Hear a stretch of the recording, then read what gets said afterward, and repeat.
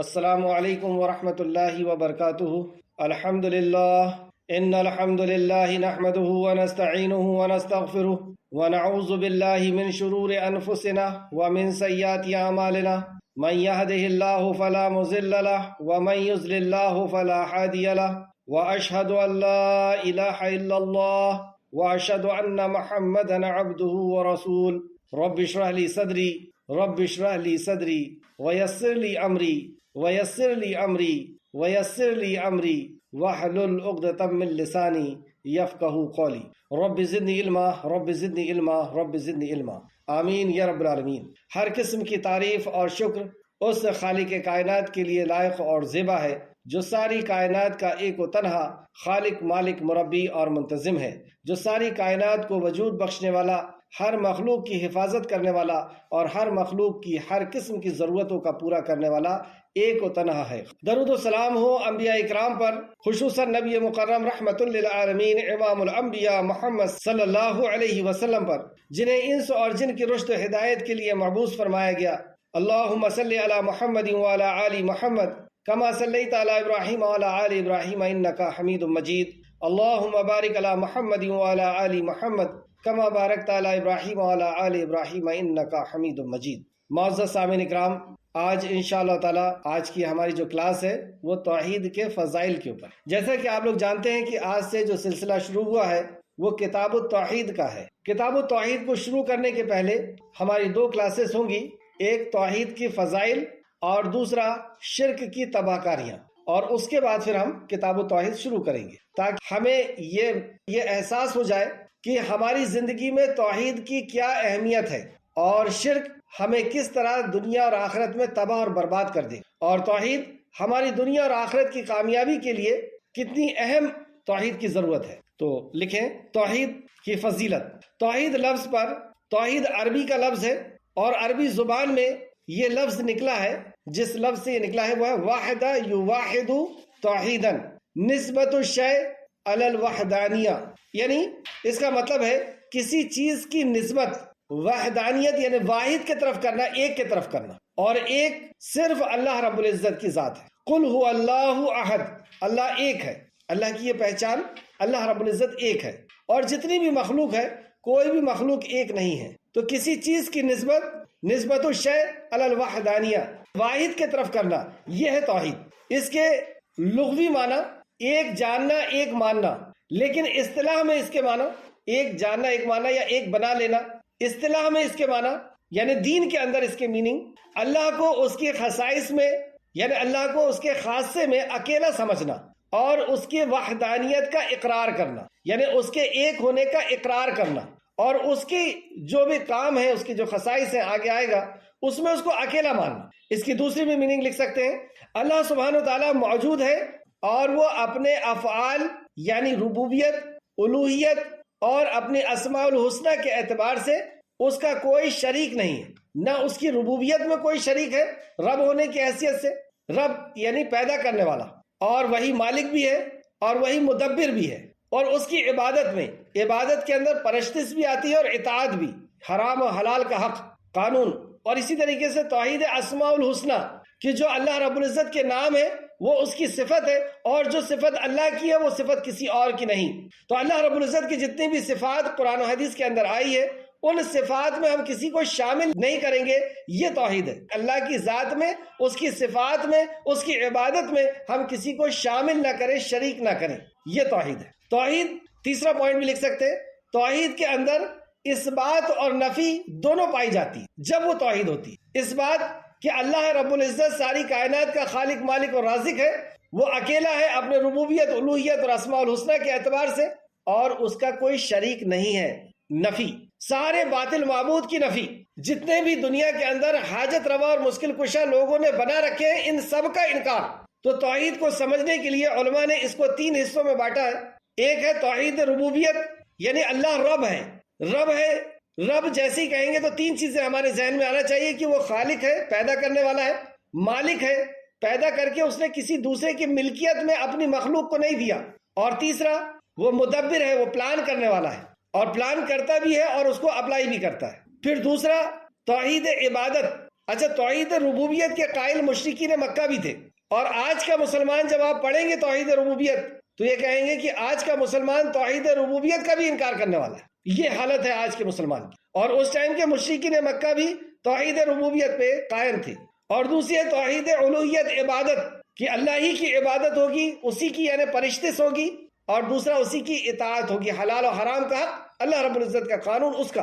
اور تیسرا اسماء الحسنہ، اس میں مشرکین مکہ نے شرک کیا تھا کہ اللہ رب العزت کو بھی جان رہے ہیں کہ وہ دیکھ رہا ہے، اور کسی اور کو بھی سمجھتے تھے کہ وہ بھی ہمیں دیکھ رہے ہیں، وہ بھی ہمیں سن رہے ہیں، وہ بھی ہمیں دے سکتے ہیں۔ تو جو اللہ کی صفات تھی ان صفات کا انہوں نے انکار کیا اور کہا کون ہے رحمان، کون ہے رحیم۔ تو یہ ہے توحید کی میننگ، توحید کی فضائل۔ سورہ محمد آیت نمبر 19 میں اللہ رب العزت نے حکم دیا ہمیں، فَعْلَمْ أَنَّهُ لَا إِلَهَ إِلَّا اللَّهُ، پس تم علم حاصل کرو کہ اللہ کے سوا کوئی عبادت کے لائق نہیں، اللہ کے سوا کوئی عبادت کے لائق نہیں۔ صرف اگر یہی توحید ہے تو پھر یہ کیوں کہا گیا کہ تم علم حاصل کرو؟ گویا کہ اس کے تقاضے کو ہمیں پورا کرنا ہے۔ عبادت کسے کہتے ہیں اور کون کون سی چیز توحید ہے اور کون سی چیز شرک ہے، ان سب کا جاننا اس کے اندر چھپا ہوا۔ اب توحید کی فضیلت میں یہی ایک بات کافی ہے کہ اللہ رب العزت نے ہمیں پیدا ہی توحید کے لیے کیا، ہماری پیدائش کا مقصد ہی اللہ نے توحید بتایا۔ اور آپ دیکھیں کہ کسی بھی چیز کو اللہ رب العزت نے بے مقصد پیدا نہیں کیا، یعنی فالتو زبردستی پیدا نہیں کیا۔ ہر چیز کی پیدائش کا کوئی مقصد ہے۔ اللہ رب العزت نے فرمایا مخلوق بے فائدہ نہیں پیدا کی گئی ہے، ساری مخلوق کی پیدائش کا کوئی نہ کوئی مقصد ہے۔ اور وہ کیا مقصد ہے ساری مخلوق کی پیدائش کا؟ وہی اللہ ہے، وہی ہے جس نے تمہارے لیے زمین کی تمام چیزوں کو پیدا کیا، پھر آسمان کی طرف قصد کیا یعنی متوجہ ہوا۔ وہی اللہ ہے جس نے تمہارے لیے زمین کی تمام چیزوں کو پیدا کیا، یعنی زمین کی جو تمام چیزیں ہیں وہ بے مقصد پیدا نہیں کی گئی ہے، اس کا مقصد، اور مقصد کیا ہے؟ تمہارے لیے پیدا کیا، یعنی ہمارے لیے اللہ رب العزت نے پیدا کیا۔ اور دنیا کی کوئی بھی چیز جب اپنی پیدائش کے مقصد کو بھول جاتی ہے، نہیں کرتی ہے پیدائش کے مقصد کو پورا، تو اللہ رب العزت اسے تہ و بالا کر دیتا ہے، اسے ختم کر دیتا۔ جیسے آپ دیکھیں کوئی بھی چیز، یہ لائٹ ابھی ہمارے سر کے اوپر ہے، اگر یہ اپنی پیدائش کے مقصد کو بھول جائے گا، فیوز ہو جائے گا، تو ہم اس کو ڈسٹ بین کے حوالے کر دیں گے۔ پیڑ کی پیدائش کا مقصد ہے کہ وہ آکسیجن دیتا ہے، کاربن ڈائی آکسائڈ لیتا ہے، اگر وہ آکسیجن دینا بند کر دے، سوکھ جائے، تو اللہ رب العزت اس کے اندر دمک لگا دیتا ہے، اور دمک اس کو سڑا کر کے اس کو گرا دیتا ہے، اس کو ختم کر دیتا ہے۔ تو یہ ساری چیز ہماری انسان کی خدمت کے لیے بنائی گئی ہے، اور یہ اپنی پیدائش کے مقصد کو بھولتی ہے تو اسے ختم کر دیا جاتا ہے۔ تو ہماری پیدائش کا کیا مقصد ہے؟ ہمیں کیوں پیدا کیا اللہ نے؟ اور اگر ہم نے اپنی پیدائش کے مقصد کو پورا نہیں کیے تو ہمیں بھی ڈسٹ بین کے حوالے ڈال دیا جائے گا؟ نہیں، ڈال دیا جا چکا ہے۔ کیا آپ کو ایسا لگتا ہے کہ سورج، چاند، زمین، آسمان اور ہر پیڑ پودا اور جتنی بھی چیزیں ہیں کھانے کی، پینے کی اور رہنے کی، یہ سب ہماری خدمت کے لیے بنائی گئی ہے؟ کیا ہم اس انداز میں جی رہے ہیں؟ کیسے ڈر اور خوف کی زندگی جی رہے ہیں، پریشانی اور مصیبتوں کے اندر گھرے ہوئے ہیں؟ تو گویا کہ یہ ساری نعمتیں ہمارے لیے تھی، لیکن اس کے باوجود بھی ہمیں ان سب سے محروم کر دیا گیا، کیونکہ ہم نے اپنے پیدائش کے مقصد کو بھول گئے۔ چلیں، پیدائش کا مقصد کیا ہے؟ سورہ زاریات آیت نمبر 56 میں اللہ فرماتا ہے وَمَا خَلَقْتُ الْجِنَّ وَالْإِنسَ إِلَّا لِيَعْبُدُونَ، کہ میں نے نہیں پیدا کیا انس اور جن کو مگر اس لیے، یعنی انسان اور جنات کو میں نے کیوں پیدا کیا؟ اس لیے کہ وہ میری عبادت کرے، یعنی اللہ سبحانہ وتعالیٰ کی عبادت کے لیے اللہ نے ہمیں پیدا کیا۔ اور اللہ کی عبادت کو ہی توحید کہتے ہیں، ایک اللہ کی عبادت اور غیر کا انکار، یہی توحید ہے۔ پتہ یوں چلا کہ اتنی نعمتیں دے کر ہمارا رب ہم سے کیا چاہتا ہے، یعنی بے شمار نعمتیں، جن نعمتوں کو نہ ہم گن سکتے ہیں، نہ دیکھ سکتے ہیں، نہ جان سکتے ہیں، اس قدر نعمتیں ہیں چاروں طرف ہماری پھیلی ہوئی ہے۔ اور اتنی نعمتوں کو دے کر کے ہمارا رب ہم سے صرف یہ چاہتا ہے کہ ہم الحمدللہ کہیں۔ الحمدللہ کیا ہے؟ یعنی ہر قسم کی تعریف اور ہر قسم کا شکر اللہ سبحانہ وتعالیٰ کے لیے ہے۔ لیکن آپ دیکھتے ہیں دنیا میں اکثر لوگوں کو کہ جب کوئی نعمت ملتی ہے تو اس کا عقیدہ اللہ کے غیر سے کرتے ہیں، کسی مخلوق کی طرف اس نعمت کی نسبت کرتے ہیں کہ یہ عطا فلاں کی طرف سے۔ اب وہ فلاں کوئی فرشتے ہو، کوئی انسان ہو، بشر ہو، ولی ہو، یا کوئی نباتات ہو یا جمادات ہو، یعنی کوئی پیڑ پودا ہو یا جمی ہوئی چیزیں ہو، پتھر وغیرہ یا جانور وغیرہ، حیوان میں سے کوئی بھی ہو، تو یہ نعمتیں اللہ رب العزت نے دیا ہے۔ اور اللہ رب العزت ہم سے صرف یہ مطالبہ کرتا ہے کہ ہم اس کریڈٹ کو کسی اور کو نہ دیں، یہاں تک کہ جو نعمتیں ہمیں مل رہی ہیں وہ ہماری صلاحیت کی وجہ سے، ہماری ڈگری کی وجہ سے، ہماری دکان کی وجہ سے، ہمارے فلاح کی وجہ سے نہیں۔ اللہ رب العزت چاہ رہا ہے تو وہ ہمیں دے رہا ہے۔ ورنہ کئی ہم سے زیادہ صلاحیت والے، ہم سے بڑی ڈگری والے اور ہم سے کم کماتے ہیں۔ تو یہ جتنی بھی نعمتیں ہیں، اولاد کی ہے، گھر کی ہے، کاروبار کی ہے، اچھی صحت کی ہے، بیماری کی ہے اور یا اس سے شفا کی ہے، یہ ساری نعمتیں اللہ سبحانہ و تعالیٰ کی طرف سے۔ الحمدللہ کا یہ مطلب صرف زبان سے ادا کر دینا نہیں، اس کے اوپر ہمارا اچھا دیکھیں آپ، ابلیس نے بھی یہی کہا تھا کہ اللہ تو مجھے مہلت دے دے، تو اکثر کو ناشکرا پائے گا، اکثر کو تیری نعمت تجھ سے حاصل کریں گے لیکن شکر کسی اور کا کریں گے۔ ایک حدیث دیکھیں، نبی کریم صلی اللہ علیہ وسلم نے فرمایا، جس بندے کو اللہ تعالیٰ کسی نعمت سے سرفراز فرمائے، یعنی کوئی نعمت عطا کرے اور وہ اس پر الحمدللہ کہے، تو اس کا یہ حمد کہنا اس نعمت سے افضل ہے جو اس کو حاصل کی گئی۔ اللہ اکبر۔ سنن ابن ماجہ حدیث نمبر 3805 اور تفسیر ابن کثیر نے اس کو نقل کیا ہے اس آیت کی تفسیر میں، الحمدللہ کی تفسیر میں۔ تو نبی کریم صلی اللہ علیہ وسلم نے فرمایا، جس بندے کو اللہ تعالیٰ کسی نعمت سے سرفراز کرے، کوئی نعمت دے، اور نعمت کتنی قیمتی چیز ہے، ایک ادنا نعمت سے اللہ رب العزت حشر کے میدان میں پوچھے گا اور کہے گا کہ جا اپنا حق لے لے اس بندے سے۔ جیسے ہمیں جو اللہ نے نعمت دی ہے، کان، آنکھ، دل، بہت بڑی نعمت ہے یہ، ہم نے سوچنے سمجھنے کی صلاحیت، دل، اور یہ ایسی بہت سی نعمتیں اللہ نے ادا کی، یہ تو بڑی نعمتیں ہیں۔ ایک ادنا نعمت، ایک حقیر چھوٹی سی نعمت، اللہ اس سے کہے گا حشر کے میدان میں کہ جا اپنا بدلہ لے لے، اور وہ نعمت ہمارے پاس آئے گی حشر کے میدان میں اور ہماری ساری نیکیوں کو کھانا شروع کر دی۔ اس نعمت کی قیمت وہ لے رہی ہے ہماری نیکیوں کی شکل میں، اور نیکیاں جب کھا کر کے وہ ختم کر دے گی، اللہ پوچھے گا کہ کیا تیرا بدلہ پورا ہو گیا؟ تو کہے گی، اے اللہ تیرے عزت و جلال کی قسم، ابھی میرا حق ادا نہیں ہوا۔ یہ ادنا نعمت ہم اللہ کی، اب آپ خود سوچیں کہ جو آنکھ جو اللہ نے نعمت دیا ہے، اگر پوری زندگی سجدے میں پڑے رہیں تو بھی اس نعمت کا حق ادا نہیں ہو سکتا۔ اتنی عظیم الشان نعمت اللہ رب العزت یہ آنکھ عطا فرمائی۔ آنکھ بند کر کے دیکھیں کہ آنکھ نہیں ہے تو کیسے لگے۔ زندگی دیا اللہ رب العزت نے، نبی مکرم کا امتی بنایا، قرآن جیسی نعمت عطا کیا، بے شمار نعمتیں۔ تو ان نعمتوں کو کوئی بدلہ ہم نہیں دے سکتے، لیکن بدلہ کیا ہے؟ سو نبی کریم صلی اللہ علیہ وسلم نے فرمایا، یہ توحید بدلہ ہے کہ تم کہہ دو کہ اللہ تو نے عطا کیا ہے، تیری عطا ہے۔ اور اگر بندے نے یہ کہا کہ یہ فلاں کی عطا ہے، بس یہی شرک ہے کہ اولاد فلاں نے دی، فلاں کے رحم و کرم سے جی رہے ہیں، وہ نہ ہوتے تو ہم نہ ہوتے، انہی کی نگاہیں کرم ہے، فلاں کا ہے۔ یہ جو الفاظ ہیں یہ تباہ اور برباد کر دینے والے الفاظ۔ اللہ ہم سب کو محفوظ رکھے۔ ہماری پیدائش کا مقصد ہم نے دیکھا کہ توحید ہے۔ سارے انبیاء، اب تو ہم ایک عام لوگ ہیں، لیکن انبیاء علیہ السلام کا مقام و مرتبہ ہم سب جانتے ہیں۔ تو انبیاء کی ولادت، انبیاء کی پیدائش کا مقصد کیا بتایا اللہ نے؟ سورہ نحل آیت نمبر 36، وَلَقَدْ بَعَثْنَا فِي كُلِّ أُمَّةٍ رَسُولًا أَنِ اعْبُدُوا اللَّهَ وَاجْتَنِبُوا الطَّاغُوتَ۔ ہم نے ہر قوم میں ایک نبی کو مبعوث کیا، کیوں؟ أَنِ اعْبُدُوا اللَّهَ، کہ اللہ کی عبادت ہو، اس کے توحید پر لوگ آ جائیں، وَاجْتَنِبُوا الطَّاغُوتَ، اور طاغوت کا انکار ہو، یعنی اللہ کے علاوہ جس کسی کی بھی عبادت ہوتی ہے اس کا انکار ہو۔ خالق، مالک، رازق صرف اللہ، حاجت روا، مشکل کشا صرف اللہ۔ یہ دعوت کے لیے سارے انبیاء اس دنیا کے اندر تشریف لائے، اور اس دعوت کے لیے انہوں نے ہر قسم کی تکلیفوں کو برداشت کیا اور اس پیغام کو انسانیت تک ہر دور میں پہنچاتے رہے۔ خصوصاً نبی کریم صلی اللہ علیہ وسلم کے تعلق سے بھی سنیں کہ لوگ پریشان ہیں کہ یہ کام کیوں کر رہے ہیں۔ ان کے پاس اتنی دولت تھی کہ 6 پیڑھیاں بیٹھ کر، 7 پیڑھیاں بیٹھ کے کھاتی تو ختم نہیں ہوتی۔ اس قدر دولت مند تھے رسول اللہ صلی اللہ علیہ وسلم جب آپ کی عمر مبارک 40 سال ہوئی۔ آپ ایک خوشحال زندگی جی رہے تھے، عزت تھی، شہرت تھی، امین اور صادق کہلاتے تھے، منصف کہلاتے تھے، فیصلے آپ کے گھر میں ہوتے تھے۔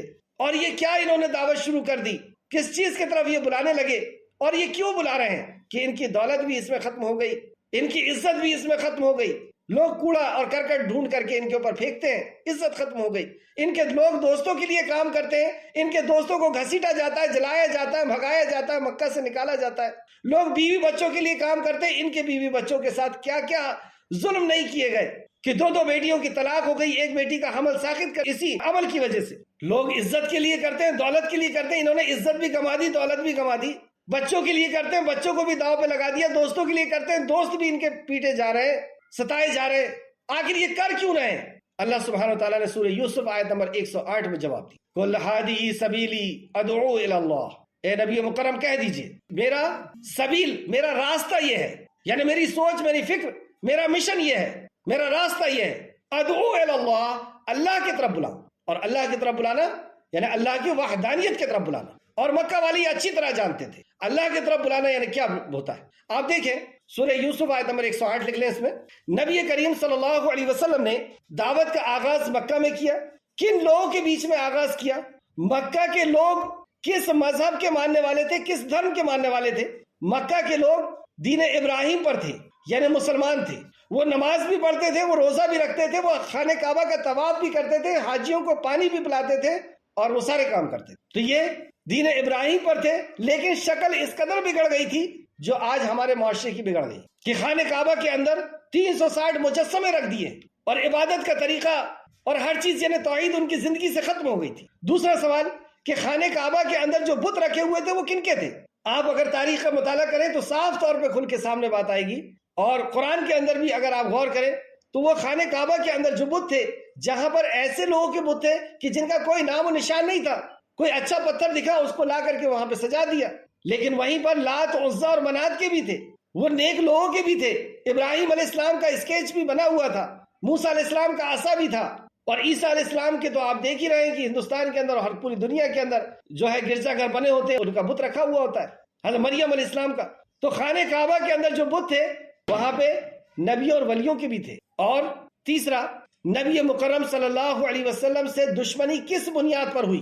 لوگ آپ کو صادق اور امین کہتے تھے، آپ منصف تھے، آپ مکہ کے اندر ایک ایسی شخصیت تھی کہ لوگ آپ کو دیکھے بغیر ان کا صبح نہیں ہوتی تھی. اس لیے آپ نے کہا تھا ورقہ بن نوفل سے کہ کیا یہ قوم مجھے نکال دے گی مکہ سے؟ تو کس بنیاد پر یہ راتوں رات جو آپ کے اوپر جان نچھاور کرتے تھے، راتوں رات آپ کے خون کے پیاسے ہو گئے؟ ایسی کون سی بات رسول اللہ نے کہہ دی تھی؟ وہ یہی توحید تھی. آپ نے اپنی دعوت کا آغاز، اپنے دعوت کی شروعات نماز، روزے، حج اور زکوٰۃ سے نہیں کی.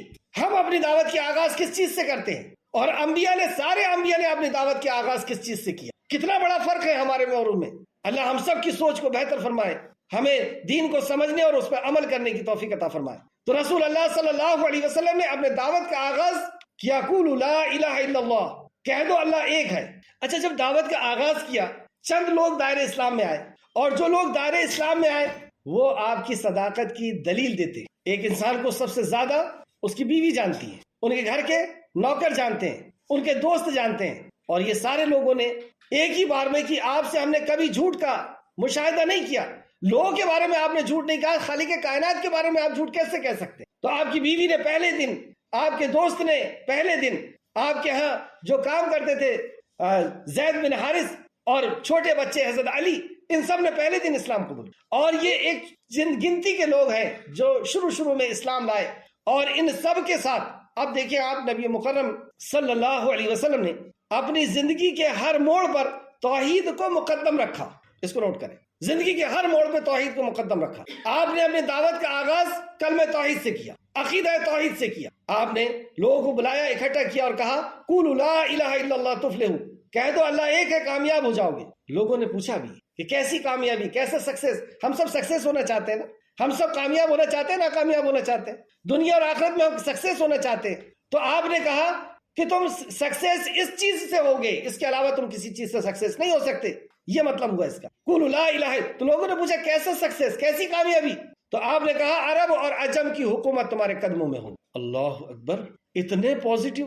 چند ایک دوست ہیں، ایک ساتھی ہیں، ایک غلام ہے، ایک بیوی ہے، عورت ہے، خاتون ہے، اور ایک بچہ ہے، اور چند گنتی کے لوگ، اور اس قدر پازیٹیو کہ عرب اور عجم کی حکومت تمہارے قدموں میں ہوگی، ساری دنیا کے تم بادشاہ ہوگے. یہ کانفیڈنس کیسے آ گیا، یا یہ کانفیڈنس کیسے آتا ہے؟ تو دعوت کا کام آپ نے کلمہ توحید سے شروع کیا. دوسرا، جب لوگوں نے اس دعوت کی وجہ سے پریشان کرنا شروع کر دیا، مکہ کے اندر ستانا شروع کر دیا، تو انصاری صحابی مدینہ سے تشریف لائے اور انہوں نے آپ کو مشورہ دیا.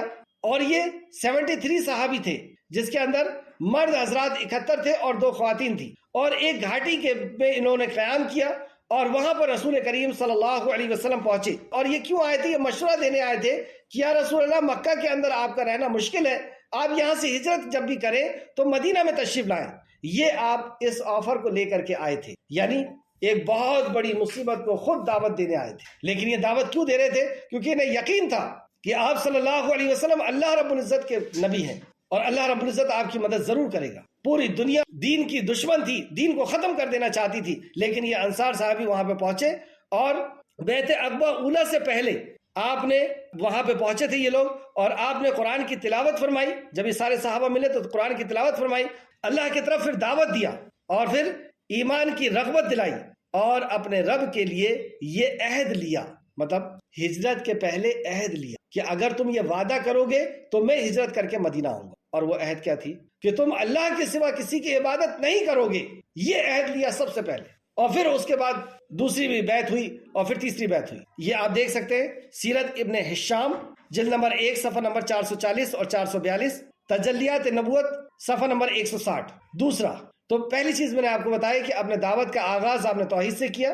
ہجرت جب کی آپ نے تو اس بنیاد پہ کی کہ میں ان لوگوں کے ساتھ جاؤں گا، ان لوگوں کے بیچ میں رہوں گا جو شرک نہیں کریں گے، ایسی نفرت شرک. اور جب لوگوں نے مدینہ کو گھیرنا شروع کر دیا، مدینہ کو ختم کرنا شروع کر دیا، مسلمانوں کو ختم کرنے کی کوشش کرنے لگے، تو اس وقت اللہ رب العزت نے کہا کہ اپنی حفاظت کے لیے اپنی تلواریں نکال لو، یعنی جہاد کا حکم دیا. تو جہاد کے جب قانون بنائے رسول کریم صلی اللہ علیہ وسلم نے، اس میں بھی آپ نے توحید کو مقدم رکھا، اور آپ نے کہا جنگ کے میدان میں جب بھی تم اترو تو سب سے پہلے توحید کی دعوت دینا، اور اگر وہ توحید قبول کرتا ہے تو وہ تمہارا بھائی، پھر اس کی عزت، اس کا خون تمہارے اوپر حرام ہو گیا ہے. اسی طرح نبی مکرم نے، نبی کریم نے حضرت علی کو علم دیا، جھنڈا دیا، اور اس کے بعد یعنی ایک جنگ پہ جا رہے ہیں، اور جنگ پہ جانے کے پہلے رسول اللہ صلی اللہ علیہ وسلم نے آپ کو وصیت فرمائی کہ اے علی، تمہارے کہنے سننے سے اگر ایک آدمی بھی راہ راست پہ آ گیا، ایک آدمی بھی توحید پر آ گیا اور رسالت پر آ گیا، تو تمہارے لیے سرخ اونٹ سے بہتر ہے. یعنی جہاد میں تم سرخ اونٹوں کو لے کر کے آؤ گے مال غنیمت کو، اس سے بہتر ہے. یعنی اس سے پتہ چلا کہ اسلام مرنے مارنے اور کٹنے کاٹنے کے لیے نہیں آیا. اسلام انسان کو سکون اور اطمینان دینے کے لیے آیا ہے، اور ایک اچھی زندگی دینے آیا ہے، اور وہ بغیر توحید کے نہیں ہو سکتی. اصلاح معاشرہ بغیر توحید کے ہو ہی نہیں سکتا. معاشرے کی اصلاح، انسان کی اصلاح بغیر توحید کے نہیں ہو سکتی. مکہ کے اندر ہر قسم کے کرائم تھے، ہر قسم کا جرم تھا، اور آپ نے اس کرائم سے تھک کر کے اور پریشان ہو کر کے حضرت خدیجہ سے یہ کہتے ہیں کہ میں اس ماحول میں گھٹن محسوس کرتا ہوں، میں غار ہیرا میں جا کر کے ابراہیم اور اسماعیل کے رب کو یاد کر کے سکون حاصل کرنا چاہتا ہوں. اور وہاں سے جو نسخہ کیمیا دیا گیا، اللہ رب العزت نے انسانیت کے اوپر رحم فرمایا، اور وہی کا جو نزول شروع ہوا تو اس نزول میں یہی تھا کہ آپ توحید کی طرف لوگوں کو بلائیں. یہ نہیں کہا کہ شراب، جوا، مرڈر، چوری یہ چیز چھوڑ دو. یہ چیز نہیں چھوڑ سکتا انسان جب تک اس کے اندر توحید نہیں آ جاتی، جب تک وہ اللہ کی معرفت نہیں آ جاتی. اور اللہ کی معرفت ہی اللہ سے محبت اور اس کا ڈر پیدا کرتی ہے، اور محبت اور ڈر ہر قسم کے کرائم سے روکتا ہے. جب فتح مکہ ہوا، جنگیں ہوئی، مکہ فتح ہوا، اور مکہ کا فتح ہونا یہ ایک بہت بڑی کامیابی تھی. لوگ یہودی، نصرانی اور دوسرے مذاہب کے لوگ اس انتظار میں تھے کہ مکہ فتح ہوتا ہے یا نہیں. اگر مکہ فتح ہو گیا یعنی یہ واقعی اللہ کے رسول ہے. اور اس کے بعد لوگ جو لوگ اسلام میں قبول ہونا شروع ہو گئے. تو جب مکہ فتح ہوا تو ایک بادشاہ کا سب سے پہلا، ایک فاتح کا سب سے پہلا عمل اور سب سے پہلا حکم کیا تھا؟ جب آپ دیکھیں کوئی دیش کا بادشاہ بنتا ہے تو کیا کرتا ہے؟ ایک تاج پہننا اور یہ ہونا وہ ہونا، یہ ساری چیزیں ہوتی. رسول کریم صلی اللہ علیہ وسلم جب مکہ کے اندر داخل ہوئے، بہت انکساری کے ساتھ، آپ اونٹ کے کجاوے کے اوپر آپ کی داڑھی ٹکی ہوئی تھی، اور انکساری کے میرے رب نے مجھے یہ عطا کیا ہے. اور جب خانہ کعبہ پہنچے تو ایک فاتح کا پہلا عمل اور پہلا آرڈر، آپ نے اپنے عصا کو بلایا، اور اپنے عصا سے خانہ کعبہ کے اندر جو بت رکھے ہوئے تھے انہیں توڑا، اور کہا کہ حق آ گیا، اور حق تو آنا ہی تھا، حق تو قائم ہونا ہی تھا. ایک اللہ کے علاوہ اب اس روئے زمین پہ کسی اور کی عبادت نہیں ہوگی. یہ تھی آپ کی سوچ، یہ تھا آپ کا مشن جو آپ نے فرمایا نا. اور اس کے بعد حضرت علی کو بلایا اور کہا کہ اللہ رب العزت کے علاوہ جس کسی کو بھی حاجت روا اور مشکل کشا بنا لیا گیا ہے، جس کسی کی بھی عبادت ہوتی ہے، اسے ختم کر دیا جائے. یہ پہلا آرڈر تھا. اور پھر اس کے بعد مکہ والوں سے خطاب ہوا اور ایک بڑی تاریخ ہے. اور اس کے بعد بادشاہوں کی طرف آپ نے خط لکھا، تو اس خط کا مرکزی مضمون یہی تھا توحید، کہ توحید قبول کر لو، امن سے رہو گے، کہ ساری کائنات کا خالق اور مالک ایک ہے. یعنی تمہارا جو رب ہے تم اس کو قبول کر لو. اور تمہارا رب کون ہے؟ سورج، چاند، زمین اور آسمان کا بنانے والا کون ہے؟ مخلوق کی حفاظت کرنے والا، ان کی ضرورت کا پورا کرنے والا کون ہے؟ کیا کوئی جانور ہو سکتا ہے؟ کیا کوئی انسان ہو سکتا ہے؟ کیا کوئی پتھر ہو سکتا ہے؟ تو جو تمہارا رب ہے، اور تمہارا رب وہ ایک رب جو ساری کائنات کا خالق ہے، تم اس کی عبادت کرو، اور وہی ہمارا بھی رب ہے. سیدھا سیدھا پیغام تھا کہ یہ اندھ وشواس کو چھوڑ دو، کہ جس میں ذرا سی بھی طاقت دیکھی بس اپنے سر کو وہاں پہ ٹیک دیا. یہ انسان کی شان نہیں. ساری مخلوق کے چہروں کو اللہ نے جھکا کر کے رکھا ہے، انسان کے چہرے کو سیدھا رکھا ہے. اور یہ انسان کی شان ہے اور اس کا شرف ہے کہ وہ خالق کائنات کے سامنے جھکے، وہ جانوروں کے سامنے، وہ مردوں کے سامنے، وہ انسانوں کے سامنے، وہ پتھروں کے سامنے جھکے۔ یہ اس کے شرف نہیں، اس کا شرط یہ ہے کہ خالق کائنات کے سامنے اپنے ہاتھ کو پھیلائے، انسان کے سامنے یہ ہاتھ پھیلائے۔ یہ اس کا شرط نہیں، یہ اس کی شان نہیں۔ تو یہ پیغام نبی مکرم نے ہر بادشاہوں کی طرف پہنچایا۔ فتح مکہ کا جو آپ کا آرڈر تھا اس کو بھی آپ لکھ لیں، بخاری شریف حدیث نمبر 1601۔ اب آئے، دنیا سے رخصتی ہو رہی ہے، رسول کریم صلی اللہ علیہ وسلم آخری 5 دن ہے، بخار آپ کا بڑھتے جا رہا ہے، اور رسول کریم صلی اللہ علیہ وسلم نے بتایا کہ مجھے اللہ نے دوست بنا لیا ہے، اگر میں کسی کو دنیا میں دوست بناتا تو ابو بکر کو بناتا، اور کہا یہودی اور نصرانیوں پر اللہ لعنت کرے، انہوں نے اپنے انبیاء کی قبر گاہوں کو عبادت خانہ بنا لیا، تم میری قبر کو عبادت خانہ نہ بنا۔ اس دنیا سے رخصتی کے وقت بھی وہی بات آپ کے ذہن میں کہ تم توحید پر قائم رہنا۔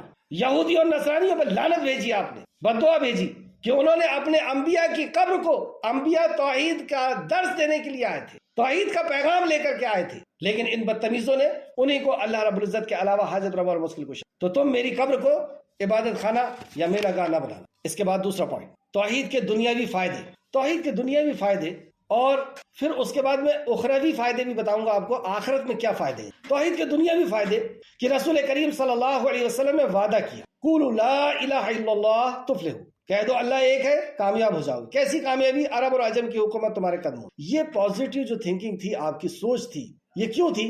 کیونکہ آپ ساری کائنات کے خالق اور مالک کے حق کو ادا کرنے کے لیے اٹھے تھے، اور یہ پیغام اصل میں اللہ کی طرف سے۔ یہ کانفیڈنس، اور ہر کامیاب شخص کے پیچھے یہی راز ہوتا ہے کہ وہ پازیٹیو تھنکنگ والا، پازیٹیو سوچ والا رہے، مثبت سوچ والا رہے، اور وہ کانفیڈنس اس کے اندر رہے۔ تو یہ کانفیڈنس کیسے آ گیا؟ اللہ سبحانہ وتعالیٰ نے سورہ بقرہ آیت نمبر 256 میں فرمایا، 256، جس نے اللہ کے سہارے کو تھام لیا اس نے کیا ہی اچھا سہارا تھام لیا، اور جو کبھی ٹوٹتا نہیں اور جو کبھی چھوٹتا نہیں۔ ہم کینسر ہو جائے، بیمار ہو جائے، ہمیں موت آ جائے، قبر میں کیا اندھیرے میں ہو، حشر کی رسوائی، اگر اللہ رب العزت ہمارے ساتھ ہے تو وہی ایک کانفیڈنس ہوتا ہے، اور وہی انسان کو پازیٹیو رکھتا ہے کہ میرا رب میرے ساتھ ہے۔ موسیٰ علیہ السلام ایک طرف فرعون کا لشکر ہے اور دوسرے طرف دریا ہے، اور کیا کہتے ہیں؟ ڈرو نہیں، میرے ساتھ میرا رب ہے۔ نبی کریم صلی اللہ علیہ وسلم غار ثور میں، ابوبکر صدیق کہتے ہیں کہ یا رسول اللہ، انہیں پیر کو دیکھ لیے تو ہمیں پا لیں گے۔ آپ نے فرمایا ڈرو نہیں، اس کے بارے میں تمہارا کیا خیال ہے جس کا تیسرا اللہ ہے؟ بے شمار واقعات آپ کو ملیں گے۔ خالد بن ولید سیریا کے بارڈر پہ پہنچ گئے اور للکار رہے ہیں۔ سیریا کا بادشاہ کہتا ہے کہ کیوں آئے ہو، کیا معاہدہ کرنا ہے، کیا بات کرنا؟ کہا نہیں، جنگ کرنا ہے۔ کہا لوگ ہنسیں گے مجھ پر کہ اتنی بڑی سیریا کی فوج کو لے کر کے اتنے سے لوگ، 60 لوگ تھے ان کے ساتھ، 60 یا 70 لوگ، ان کے ساتھ جنگ کرا، للکار کر کے داخل ہوئے۔ کیا چیز تھی یہ ہے توحید، کہ کرنے والی ذات اللہ رب العزت کی ہے۔ یہ تلواریں، یہ گولیاں، یہ بندوقیں، یہ کچھ نہیں کر سکتی جب تک میرے رب کا حکم نہیں ہوگا۔ ساری کائنات مل کر کے مجھے مارنا چاہے، مجھے مار نہیں سکتی، اور ساری کائنات مجھے بچانا چاہے، بچا نہیں سکتی جب تک میرا رب نہ حکم دے۔ یہ انسان کے اندر روح پیدا کرتا، یہ انسان کے اندر جان اور طاقت پیدا کرتا۔ یہ کیا کہ بلی سامنے سے نکل گئی اور راستہ بدل دیے۔ اس جانور سے ڈرنے والی قوم، یہ پتھروں سے اور دھاگوں سے ڈرنے والی قوم کہ دھاگا اگر ٹوٹ جائے گا تو میری حفاظت کون کرے گا؟ یہ حاجت روا اور مشکل کشا، کبھی منگل سوتر کو بنایا جا رہا ہے، کبھی دھاگوں کو بنایا جا رہا ہے، کبھی پتھر کو بنایا جا رہا ہے، کبھی جانوروں کو بنایا جا رہا ہے۔ یہ جو ایسی مخلوقوں سے ڈرنے والی قوم ہے، جو اللہ سے نہیں ڈرتا، اچھی طرح سمجھ لیں، وہ ہر مخلوق سے ڈرتا ہے، اور جو ایک رب سے ڈر جاتا ہے، جو ایک رب کو جان لیتا ہے، وہ پھر کسی سے نہیں ڈرتا، وہ صرف اسی سے ڈرتا ہے، اندھیرے میں ہو یا اجالے کے اندر۔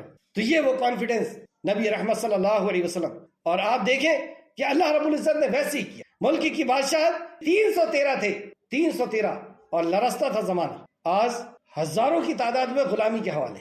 یہ ہے وہ توحید۔ آپ دیکھ لیں، فرعون کا لشکر پورا مصر، اور دوسرے طرف ہارون اور موسیٰ، کتنے افراد تھے، کتنا ان کے پاس اسلحہ تھا، کتنی فوج تھی، کتنی دولت تھی، کچھ نہیں، توحید تھی، اور اس کے پیدائش کے حق کو انہوں نے ادا کیا تھا، اس کو توحید کی دعوت دی تھی۔ یہ پیدائش کا حق ہے ہمارا کہ توحید پر رہے، اور توحید کی دعوت دی، اور ظلم سے روکا تھا فرعون کو۔ اللہ رب العزت نے پورے مصر کو تباہ کیا، مصر کی فوج کو تباہ کیا اس دریا کے اندر، اور انہیں زمین کا وارث بنا۔ اور ہر دور میں انبیاء کو دیکھ لیں آپ کہ کتنے ہوتے ہیں یہ، لیکن اللہ رب العزت انہی کو سربلندی عطا کرتا ہے۔ قرآن میں ایک جگہ فرمایا بھی کہ وَلَا تَهِنُوا وَلَا تَحْزَنُوا، تم ڈرو نہیں، تم گھبراؤ نہیں، تم ہی سربلند رہو گے، لیکن کب؟ ان کنتم مؤمنین، ایمان والے ہو جاؤ، توحید والے ہو جاؤ۔ ایک جگہ فرماتا اللہ کہ میرے بندے پر میرا ہی زور چلتا ہے، یعنی کسی کی مجال نہیں ہے کہ وہ ہمیں ہمارے اوپر لاٹھی برسا دے، گولیاں برسا دے۔ ملکیت ہے ہم اللہ رب العزت کی، مالک ہے وہ ہمارا۔ تو یہ جو مار رہے ہیں اور بے عزت کر رہے ہیں یہ اللہ رب العزت کے حکم سے، کیونکہ ہم نے اپنے پیدائش کے مقصد کو بھول گئے، اللہ نے ہمیں ڈسٹ بین کے حوالے کر دی۔ پڑے رہو اس بے عزتی کے اندر۔ اللہ رب العزت نے فرمایا سورہ نمبر 6 آیت نمبر 82 جو لوگ ایمان لاتے ہیں اور اپنے ایمان میں ظلم کو نہیں ملاتے، جو لوگ ایمان لاتے ہیں، ہم سب لائے ایمان، تو جو لوگ ایمان لاتے ہیں اور اپنے ایمان کو ظلم سے نہیں ملاتے، یہی ہے وہ ظلم شرک۔ اس کی تفسیر خود رسول کریم صلی اللہ علیہ وسلم نے فرمائی کہ یہاں ظلم سے مراد شرک ہے، تو اپنے ایمان میں شرک کو نہیں ملاتے، ان کے لیے امن ہے اور یہی ہدایت یافتہ ہے، ان کے لیے امن ہے۔ ہمیں امن کیوں نہیں مل رہا؟ کیونکہ ہم نے خالق کائنات کے ساتھ غداری کی، اس کے حق کو ہم نے اس کی مخلوق کو دیا۔ میرا حق میری بیوی اگر کسی اور کو دے تو میری غیرت برداشت کرے گی؟ آپ کا حق آپ کا شوہر کسی اور کو دے، کیا آپ کی غیرت برداشت کرے گی؟ ایک مرد کی بیوی اگر اس کا حق کسی اور کو دیتی ہے تو خون خرابہ ہوتا ہے، طلاقیں ہوتی ہیں۔ کیوں؟ کیونکہ اس کے اندر غیرت ہے کہ وہ دوسرے مرد کے ساتھ رہ گئی۔ کیا کیا اس نے اس عورت کا؟ کیا اس کی کان، آنکھ اور دل بنایا ہے؟ کیا اس کو آسمان سے بارش برساتا ہے، زمین سے غلہ نکال کے دیتا ہے؟ اتنا حق اس حقیر قطرے سے پیدا ہوئے انسان کا؟ اور وہ رب، اس کا کتنا حق ہے جس نے ہمیں سب کچھ عطا کیا، سورج، چاند، زمین، آسمان، انسان بنایا، ہمیں سننے، دیکھنے اور بولنے والا بنایا۔ اس کا حق ہم جب کسی اور کو دیتے ہیں تو اس سے ہمارا تعلق ختم ہو جاتا ہے، پھر ہماری عبادتیں نہیں ہوتی، کسی عبادت کی کوئی اس کے پاس پرواہ نہیں ہوتی۔ اللہ نے فرمایا سورہ توبہ آیت نمبر 3 کے اندر کہ نبی مکرم اعلان کروا دیجئے حج اکبر کے دن کہ اللہ بھی اور اللہ کا نبی بھی ان مشرکوں سے بیزار ہے۔ ارے حج اکبر کے دن جو لوگ پہنچے ہیں، انہوں نے طواف کیا ہے، حلف کیا ہے، انہوں نے قربانی کی ہے، انہوں نے نماز پڑھی ہے، لیکن کیا اعلان ہے؟ اٹھا کے دیکھ لیں آپ سورہ توبہ کہ نبی مکرم حج اکبر کے دن اعلان کروا دیجئے کہ اللہ بھی اور اللہ کا نبی بھی ان مشرکوں سے بیزار ہے۔ کوئی عبادت کی خالق کائنات کو پرواہ نہیں ہے۔ اگر ہماری عبادت میں شرک شامل ہو گیا ہے، ہماری عبادت میں اگر توحید نہیں ہے تو سورہ نمبر 6 آیت نمبر 82 میں اللہ فرمایا جو لوگ ایمان لاتے ہیں اور اپنے ایمان کو ظلم سے نہیں ملاتے، انہی کے لیے امن ہے۔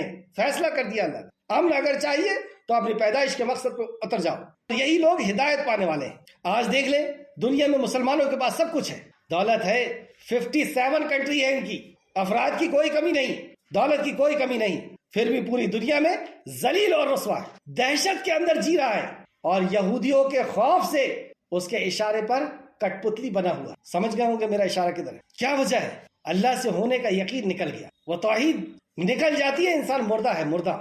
سنیں آیت سورہ اسراء آیت نمبر 22، سورہ اسراء بنی اسرائیل آیت نمبر 22، اللہ کے ساتھ کوئی اور الہ نہ بنا لینا، اللہ کے ساتھ کسی اور کو حاجت روا اور مشکل کشا نہ بنا لینا، الہ نہ بنا لینا، ورنہ بے یار و مددگار ہو کر کے پڑے رہ جاؤ، ورنہ تم بدحال اور بے یار و مددگار ہو کر کے پڑے رہ جاؤ۔ دیکھ لیں آپ قرآن کے اندر سارے وعدے اسی توحید کے ساتھ۔ چلیں وقت کم بچا ہے، ایک خاص بات کہ اخروی زندگی اسی توحید کے اوپر ڈیپینڈ کرتی۔ جنت میں جانا ہے، جہنم میں جانا ہے، تو جنت میں جانے کے صرف 3 راستے، داخلے 2 قسم کے، ایک کامل داخلہ اور ایک ناقص داخلہ۔ کامل داخلے کی 2 شکلیں، اور یہ ساری چیزوں کو اچھی طرح نوٹ کریں آپ، ابھی نہیں آڈیو کو بعد میں سن کر کے۔ جنت میں جانا ہے تو جنت میں جانے کے 2 طریقے ہیں، ایک ہے کامل راستہ اور ایک ناقص۔ اور کامل داخلے کی 2 شکلیں، ایک کامل داخلہ وہ رسول کریم صلی اللہ علیہ وسلم نے فرمایا، اور اسے امام بخاری نے نقل کیا اپنے بخاری شریف حدیث نمبر 5705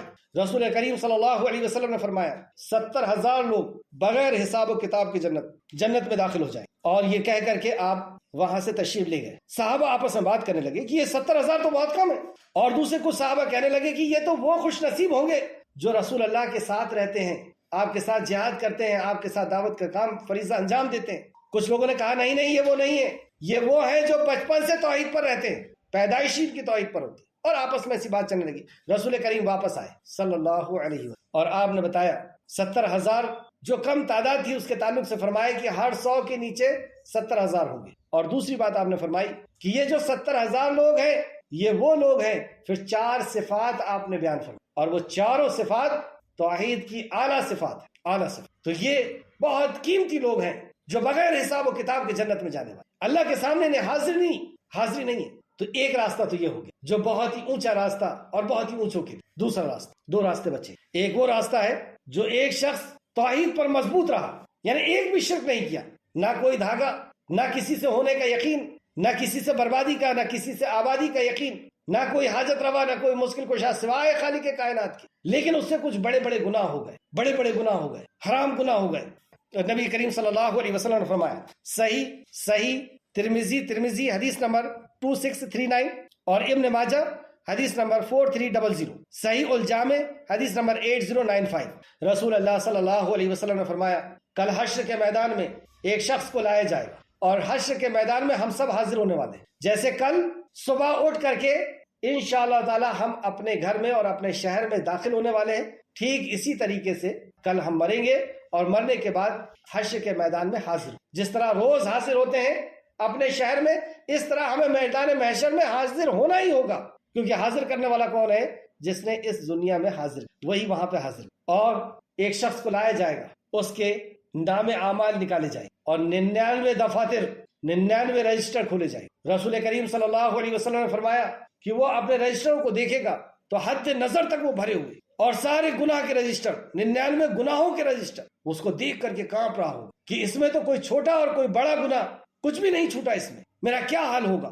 رسول کریم صلی اللہ علیہ وسلم نے فرمایا، اللہ فرمائے گا اس کی نیکیاں لے کر، اس کی نیکی لائی جائے، اس کی نیکی ایک کاغذ کے ٹکڑے پہ لکھی یا لکھی ہوئی کوئی چھوٹی سی چیز میں، اس کو دیکھ کے کہے گا کہ اس سے کیا ہوگا، اتنے رجسٹر، 99 رجسٹر حد نظر تک بھرے ہوئے، یہ ایک نیکی۔ رسول کریم صلی اللہ علیہ وسلم نے فرمایا، جب اس سے کہا جائے گا کہ اس کو میزان کی طرف لے کر کے جاؤ، اللہ کی طرف سے حکم ہوگا اس کو میزان کی طرف لے کر کے جاؤ، اور جب اس کا میزان کے اوپر رکھا جائے گا تو اس جو ایک نیکی تھی اس کے پاس، وہ تھی توحید، اللہ کے علاوہ اس نے کسی اور کو حاجت روا، کسی اور کو مشکل کشا نہیں سمجھا، سب سے زیادہ محبت اللہ سے، سب سے زیادہ ڈر اس کا، یہ توحید کا تقاضا ہے۔ جب اس کا ماتھا جھکا تو اللہ کے سامنے، ہاتھ اٹھا تو اللہ کے سامنے، عبادت کیا اللہ کی رضا کے لیے، دکھاوا نہیں، کسی سے عزت کی امید نہیں، کسی سے ذلت کے ڈر نہیں، کسی سے ذلت کا ڈر نہیں، کسی سے رزق کی امید نہیں، کسی سے بیمار اور بیماری سے اچھا ہونے کی امید نہیں، پورا یقین اللہ رب العزت کی توحید پر مضبوط تھا۔ رسول اللہ صلی اللہ علیہ وسلم نے فرمایا، اللہ کے نام کے برابر کوئی چیز نہیں، مطلب اس کا پلڑا بھاری ہو گیا اور وہ جنت نصیب۔ یہ دوسرا راستہ۔ دوسرے ہی راستے میں ایک اور حدیث اللہ فرماتا ہے، یعنی حدیث قدسی، صحیح ترمذی حدیث نمبر 3540 سلسلۃ الصحیح حدیث نمبر 127 رسول اللہ صلی اللہ علیہ وسلم نے فرمایا کہ اللہ فرماتا ہے، اے ابن آدم، ابن آدم کون؟ آپ سے اور میرے سے خطاب ہے۔ اللہ فرماتا ہے، اے ابن آدم، جب تک تو مجھے پکارتا رہے گا اور مجھ سے بخشش کی امید رکھے گا، میں تیرے گناہوں کو معاف کرتا، اور اے ابن آدم، مجھے کوئی پرواہ نہیں اگر تیرے گناہ آسمان کے کناروں تک پہنچ جائے اور تو مجھ سے معافی مانگے تو میں تجھے معاف کر، اور اے ابن آدم، مجھے کوئی پرواہ نہیں، تیسری بار ہے، اے ابن آدم، مجھے کوئی پرواہ نہیں، تیرے پاس روئے زمین کے برابر گناہ ہو اور تو نے میرے ساتھ کسی کو شریک نہیں کیا ہے۔ کیا کہا؟ میرے ساتھ کسی کو شریک نہیں کیا ہے تو میں روئے زمین کے برابر تیرے پاس معافی لے کر کے، شرک کی معافی، شرک کے ساتھ اگر توحید کے ساتھ تو آئے گا اور تو روئے زمین کے برابر گناہ لے کر کے بھی آئے گا تو میں اتنی ہی معافی لے کر کے تیرے ساتھ آؤں۔ ایسی سبیل بنائے گا، ایسے راستے بنائے گا اللہ رب العزت گنہگاروں کے لیے۔ لیکن کون سا گنہگار؟ جس نے شرک نہیں کیا، جو توحید پر مضبوطی سے جمع رہا، اس کے لیے اللہ رب العزت ایسی سبیل بنائے گا، جس میں سے ایک اور سبیل جو امام مسلم نے اور ترمذی اور ابن ماجہ نے روایت کی ہے، رسول کریم صلی اللہ علیہ وسلم نے فرمایا، ہر انبیاء کو ایک دعا دی گئی جو دعا قبول ہونا ہی ہونا تھا، گارنٹیڈ دعا، ہر نبی نے اس دعا کو مانگ لی، میں نے اس دعا کو بچا کر، اللہ اکبر، وقت نہیں تو میں بتاتا کہ کیسے کیسے سخت حالات میں نبی مکرم نے اس دعا کو نہیں مانگا، حشر کے میدان کے لیے بچا کر کے رکھا اور کہا کہ مجھے شفاعت دی جائے گی۔ اور اب سنیں آپ، یہ ہے دوسرا راستہ کہ میری شفاعت کا ہر وہ شخص مستحق ہوگا جو توحید پرست ہو۔ رسول کریم صلی اللہ علیہ وسلم کی شفاعت اسی کو نصیب ہوگی جو توحید پرست ہوگا۔ دیکھ لیں آپ جا کر کے، مسلم شریف حدیث نمبر 199، ترمذی شریف حدیث نمبر 3602 اور ابن ماجہ حدیث نمبر 4307۔ یہ دو راستے ہوئے، ایک کامل راستے کی دو شکلیں میں نے آپ کو بتایا۔ کامل راستہ یعنی جو جہنم میں جائے بغیر جنت میں جانے والا راستہ، اس کو کہتے ہیں کامل راستہ، کہ ایک شخص جہنم میں جائے بغیر جنت میں چلا گیا۔ تو یہ کامل راستہ کون سا ہے؟ پہلا 70,000 لوگ بغیر حساب کتاب کے جائیں گے، اور دوسرے لوگ ان کا حساب کتاب ہوگا لیکن آسان۔ جیسے یہاں پہ آپ نے دیکھا نا کہ اللہ کہے گا کہ اے ابن آدم یہ کیا تیرے ہی رجسٹر ہے؟ کیا میرے فرشتوں نے تیرے اوپر ظلم کیا ہے؟ اللہ ظلم نہیں کیا۔ کیا تجھے کچھ کہنا ہے؟ اللہ کچھ نہیں کہا۔ اللہ کہے گا کہ میں نے تیرے گناہ کو لوگوں سے ڈھانک کر کے رکھا، چھپا کے رکھا، آج بھی چھپا لیتے، جا جنت میں۔ یہ ہے سبیل اللہ نکالے گا کس کی؟ جو توحید پرست ہوں گے۔ تو یہ دوسرا راستہ جو توحید کے اندر مضبوط ہوگا، اور اللہ رب العزت اس کا حساب لے گا، لیکن آسان حساب، یعنی اللہ اس کو بتائے گا یہ کیا تھا، یہ کیا تھا، یہ کیا تھا، وہ کہے گا ہاں کیا تھا، اور اللہ کہے گا جا معاف کیا۔ اللہ نے اگر کسی سے پوچھ لیا ایسا کیوں، تو اللہ کے کیوں کا کوئی جواب نہیں دیتا۔ جس سے کیوں پوچھ لیا اس کو تو جہنم رسے۔ تیسرا اور آخری راستہ، اور یہ ہے ناقص راستہ۔ ناقص راستہ یہ کہ ایک شخص توحید پرست تھا، توحید کے اندر کوئی خلل نہیں، کسی اور کو اس نے حاجت روا اور مشکل کشا نہیں سمجھا، کسی اور کو عزت اور ذلت کا مالک نہیں سمجھا، کسی اور کو زندگی اور موت کا مالک نہیں سمجھا، کسی اور کو اولاد دینے والا اور اولاد چھیننے والا نہیں سمجھا، کسی اور کو بیمار کرنے اور اچھا کرنے والا نہیں سمجھا، سارا کی سارا یقین صرف اور صرف اللہ رب العزت کی ذات پر۔ لیکن اس سے بڑے بڑے گناہ ہو، جیسے مان لیتے ہیں والدین کی نافرمانی یا بیاج کا کاروبار یا اور ایسے بڑے بڑے گناہ ہو گئے، اللہ چاہے گا تو معاف کر دے اور چاہے گا تو اس بڑے بڑے گناہوں کی وجہ سے جہنم میں ڈال دے۔ لیکن توحید ہے تو وہ جہنم میں اپنی سزا بھگتنے کے بعد کبھی نہ کبھی اسے جنت میں لا لیا جائے، اور جہنم کا ایک لمحہ بھی بڑا سخت ہے، لیکن توحید کی بنیاد پر اس نے بڑے گناہ کیا، اللہ نے معاف نہیں کیا، وہ جہنم میں گیا، اور جہنم میں جلنے کے بعد اپنی سزا کو بھگتنے کے بعد اسے وہاں سے نکالا جائے گا۔ جب نکالا جائے گا تو کوئلے کی طرح ہوگا، اسے آب حیات میں ڈالا جائے گا، وہاں سے اس کا جسم پھر سے بنے گا، پھر سے اگے گا، اور پھر وہ جنت میں داخل کیا جائے گا۔ دلیل بخاری شریف حدیث نمبر 44 اور مسلم شریف حدیث نمبر 193۔ اب حدیث سنیں، جس نے لا الہ الا اللہ کا اقرار کیا، رسول کریم صلی اللہ علیہ وسلم نے فرمایا جس نے لا الہ الا اللہ کا اقرار کیا اور اس کے دل میں ذرہ برابر بھی ایمان ہے، ایمان یعنی توحید ہے، وہ اپنے گناہوں کی سزا پا کر بالآخر دوزخ سے نکال لیا جائے۔ تو دوزخ سے کون نکالا جائے گا؟ پھر سے سنیں آپ حدیث، اور یہ پورے کلاس کا خلاصہ ہے۔ اس کے اندر آپ نے کیا فرمایا؟ جس نے لا الہ الا اللہ کا اقرار کیا اور اس کے دل میں ذرہ برابر بھی ایمان ہے، ایمان کو ہی توحید کہتے ہیں نا، اور عقیدہ بھی توحید کو ہی کہتے ہیں، تو جس کے ذرہ برابر بھی ایمان توحید ہے، وہ اپنے گناہوں کی سزا پا کر بالآخر دوزخ سے نکال لیا جائے، یعنی وہ دوزخ میں جائے گا اگر اللہ اس کو معاف نہیں کرے گا تو، لیکن کیوں نکلے گا؟ کیونکہ ذرہ برابر ایمان ہے توحید، وہ توحید کا جاننے والا، توحید پہ قائم تھا، توحید کو نہیں چھوڑا۔ سوئی میں جس طرح چھید ہوتا ہے اتنا بھی اس کے اندر شرک کی آمیزش اس کی زندگی کے اندر نہیں آئی۔ آپ دیکھ لیں بڑے بڑے صحابہ اپنی جان تک کو نچھاور کر دی لیکن شرک نہیں کیا۔ ایک واقعہ بتا کر کے میں اپنی بات ختم۔ توحید کیسی قیمتی چیز ہے، جب یہ سمجھ میں آ جاتی ہے تو اس کے لیے سب کچھ قربان کرنا آسان ہوتا ہے۔ جو لوگوں نے بھی اسلام کے اندر آئے، پوچھئے ان سے کہ کیا چیز تمہیں ٹچ کر گئی، وہ ایک ہی بات کہیں گے، ایک رب کی بات۔ گھر بار، بیوی بچے، دولت، سب کچھ انسان چھوڑ دیتا ہے، کیوں؟ اللہ کے ساتھ وہ غداری نہیں کر سکتا، اللہ سے محبت، اللہ کو پہچان لیا اس نے، یہ ہے توحید۔ ایک جنگ میں چند صحابہ پکڑائے گئے اور دوسرے طرف نصرانی بادشاہ، اس نے اعلان کیا کہ جنگ میں جو لوگ پکڑائے ہیں اس میں اگر عبداللہ ہو تو اسے لے آؤ۔ حضرت عبداللہ رضی اللہ عنہ لائے گئے، وہ کہتا ہے تم ہی عبداللہ ہو؟ کہا کہ ہاں میں ہی عبداللہ۔ مطلب آپ کی شجاعت، آپ کی بہادری، آپ کی دینداری اور آپ کی جنگی صلاحیت، اس کو وہ جانتا تھا نصرانی بادشاہ، تو وہ آفر کرتا کہ اسلام چھوڑ دو، میری بیٹی سے تمہارا نکاح کراؤں گا اور آدھی سلطنت تمہاری۔ کہا کہ نہیں ہو سکتا۔ کہا پھر مرنے کے لیے تیار ہو جاؤ، سوچ لو اچھی طرح، آدھی سلطنت کا مالک بناؤں گا اور بیٹی دوں گا۔ کہا کہ ایسا نہیں ہو سکتا۔ کہا کہ الٹا لٹکا کر کے تیر سے مارو۔ الٹا لٹکا دیا گیا اور تیر سے چھنی کر دیا۔ پھر پاس میں جا کر کے پوچھتا ہے کیا ارادہ ہے؟ کہا ایسا نہیں ہو سکتا، سیدھے کھڑا کر دو۔ آگ جلوائی اور تیل گرم کروایا بڑی کڑھائی میں، اور جو دوسرے ساتھی تھے کہا کہ انہیں بلاؤ۔ عبداللہ کھڑے ہوئے ہیں اور کہا کہ ان کو اس کڑھائی میں ڈال دو۔ دوسرے ساتھیوں کو جیسی کڑھائی میں ڈالا گیا، گوشت اور ہڈی الگ ہو گئی۔ کہتا ہے کیا ارادہ ہے؟ آدھی سلطنت دوں گا اور بیٹی دوں۔ صرف انکار کرنا ہے، کس چیز کا؟ توحید کا انکار۔ باقی تو پورے کام وہ بھی کرتے، نماز وہاں پہ بھی تھی، روزہ وہاں پر بھی تھا، حج بھی تھا، اس ٹائم میں حج بھی کرتے، زکوٰۃ بھی۔ کہا کہ ایسا نہیں ہو سکتا، تو پھر اس کڑھائی میں جانے کے لیے تیار ہو جاؤ۔ آرڈر دیا کہ عبداللہ کو بھی ڈالو۔ جب عبداللہ جانے لگے تو راستے میں رو رہے تھے، لوگوں نے بادشاہ کو بتایا، بادشاہ خوش ہو گیا، کہا روکو۔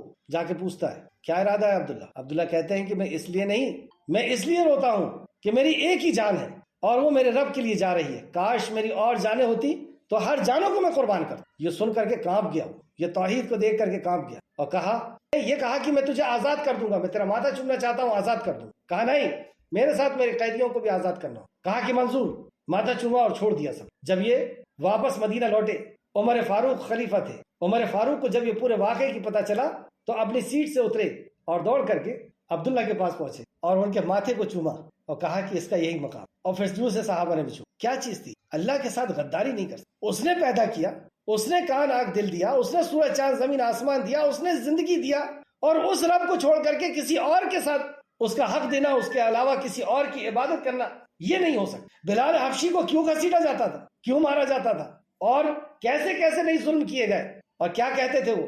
احد احد۔ مشرکین مکہ تھے، ان کا یہی کہنا تھا کہ کہہ دے لات عزا اور منات بھی دیتے ہیں، وہ بھی حاجت روا اور مشکل کشا ہے، اور ان کے منہ کی طرف دیکھ کر کے احد کہتے تھے ایک ہے وہ، ایک ہے وہ، یعنی اس کے ساتھ، اس کو چھوڑ کر کے کسی اور کی عبادت نہیں، اس کا حق میں کسی اور کو نہیں دے سکتے، بھلی یہ جان چلی۔ تو صحابہ نے اپنے گھر بار، بیوی بچوں، سب چیز، یہ محبت جب تک اللہ رب العزت سے، یہ محبت ہے اصل میں۔ جب بندہ اللہ کو پہچانتا ہے، اور اللہ کی پہچان کا یہ نام توحید، جب اللہ کی پہچان ہو جاتی ہے تو اللہ سے ایسی محبت ہوتی کہ وہ جب بندہ جان لیتا ہے کہ وہ رازق ہے، وہ خالق ہے، وہ مالک ہے، وہ رحمان ہے، وہ رحیم ہے، وہ حی ہے، وہ قیوم ہے، وہ سمیع ہے اور بصیر ہے، جب اس کی معرفت حاصل ہوتی ہے تو بندے کو اللہ سے ایسی محبت ہو کہ پھر سب روٹ جائے چلے گا، چھوٹ جائے چلے گا، یہاں تک کہ یہ جسم سے جان بھی چھوٹ جائے، لیکن اللہ رب العزت وہ ناراض نہیں ہونا چاہیے، اس کے ساتھ میں کیسے ہے حق کسی اور کو دے سکتے۔ تو یہ تھے تین راستے جو کامل راستے تھے، جو توحید پر تھا لیکن گناہ ہو گئے بشریت کے تقاضے، تو اللہ رب العزت چاہے گا تو معاف کرے گا، چاہے تو جہنم میں ڈال دے گا، لیکن جہنم سے نکل۔ اب آخری بات اور سب سے اہم بات آج کی کلاس کی، کہ ایک شخص ہے، یہ تین شخص کا میں نے ذکر کیا آپ سے، ایک وہ شخص جو 70,000 میں ہے، دوسرا وہ شخص جو توحید کا پہاڑ ہے، گناہ ہو گئے اللہ معاف کر دیا، تیسرا وہ شخص جس نے توحید کا پہاڑ ہے لیکن اس سے گناہ ہو گئے، اللہ نے جہنم میں ڈال کے پھر جنت میں ڈال دیا۔ اب ایک چوتھا شخص جس کی اکثریت، جس نے ساری نیکیاں کیا، نماز 5 ٹائم کی، روزہ، حج، زکوٰۃ، پوری دولت یتیم اور غریبوں میں لٹا دی، ہزاروں لوگ اس کے ذریعے سے اسلام میں آئے، سب کچھ کیا، پوری زندگی دین کے نام پہ لگائی، لیکن ایک شرک، کتنا شرک؟ ایک شرک، اللہ کے علاوہ کسی اور کو حاجت روا اور مشکل کشا سمجھا تھا، اس نے ایک شرک کیا تھا، بھلی وہ دھاگا ہو، پتھر ہو، انگوٹھی ہو، کوئی بھی ایک شرک کیا، اور باقی پوری نیکیاں، کوئی گناہ نہیں۔ کہاں جائے گا یہ جہنم میں جائے گا، اور ہمیشہ ہمیشہ کے لیے جہنم میں جائے گا۔ دلیل سورہ مائدہ آیت نمبر 72، سورہ مائدہ آیت نمبر 72، یقیناً جو اللہ کے ساتھ جو یعنی سب کو گن دیا اللہ نے، یقیناً جو اللہ کے ساتھ شرک کرتا ہے اللہ تعالیٰ نے اس پر جنت حرام کر دی اور اس کا ٹھکانہ دوزخ ہے، جہنم۔ دوسرا سورہ بینات آیت نمبر 6، جو لوگ اہل کتاب میں سے کافر ہوئے اور مشرکین، اور مشرک کس کو کہتے ہیں؟ جو اللہ کو بھی مانتا ہے اور اس کے ساتھ کسی کو شریک کرتا ہے، اس کی ربوبیت میں، اس کی الوہیت میں، اس کی اسماء و صفات میں، یعنی وہ نماز بھی پڑھتا ہے، روزہ بھی رکھتا ہے، حج بھی کرتا ہے، زکوٰۃ بھی دیتا ہے، اور اللہ کے علاوہ کسی اور کو حاجت روا اور مشکل کشا بھی سمجھتا ہے، اللہ کو بھی سجدہ کرتا ہے، کسی اور کو بھی سجدہ کرتا ہے، اللہ سے بھی دعا کرتا ہے، کسی اور سے بھی دعا کرتا ہے، اللہ سے ہونے کا یقین بھی رکھتا ہے، کسی اور سے ہونے کا یقین بھی رکھتا ہے، اس قسم کا کوئی ایک شرک بھی کرتا ہے، تو اللہ رب العزت نے فرمایا جو لوگ اہل کتاب میں سے کافر ہوئے اور مشرکین سب دوزخ میں جائیں گے۔ کیا فرمایا اللہ نے؟ سب دوزخ میں جائیں گے، اور جب وہ ہمیشہ اس میں رہیں گے۔ کب تک رہیں گے اس میں؟